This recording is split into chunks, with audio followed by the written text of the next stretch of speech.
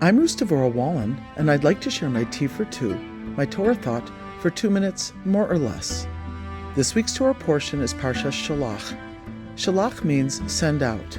The portion begins, and God spoke to Moshe saying, send out agents, meraglim, to scout out the land that I'm giving the Jewish people.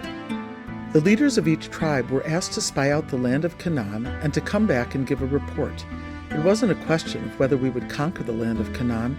It had been prophetically promised for many generations. The scouts were supposed to go in for strategic purposes only, coming back knowing it would be our land.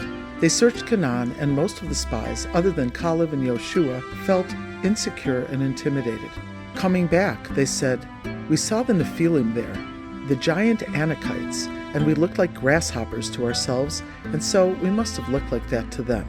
The Holy Or HaChaim on this verse says, the spies revealed through this that they felt inferior to the people of the land. In other words, in their own subjective minds, they projected what they imagined the giants thought of them.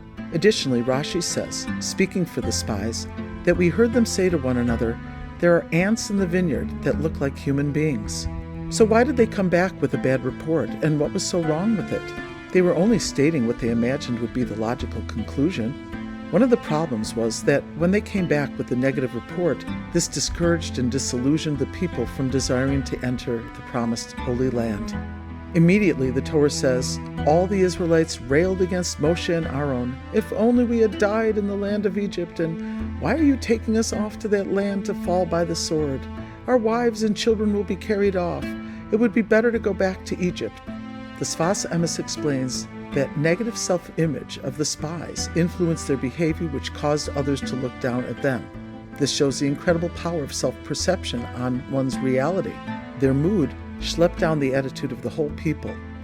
Because of our emotional reactivity, we accidentally distort things we hear and see, misattributing things to them that are not really there. In the 12-step groups, these cognitive distortions are called stinkin' thinkin'. We cannot disparage or degrade ourselves in our own eyes since we have intrinsic value.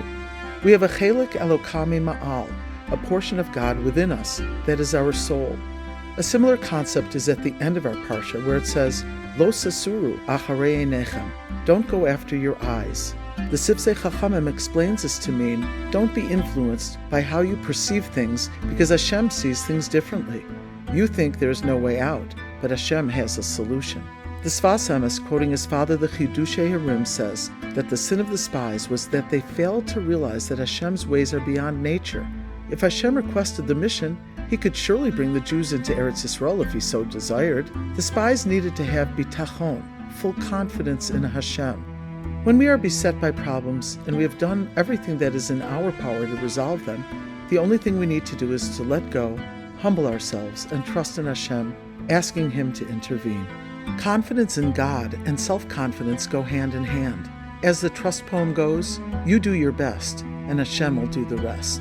May Hashem give us the confidence we need to let go, trusting that He will come to our need when we do our part.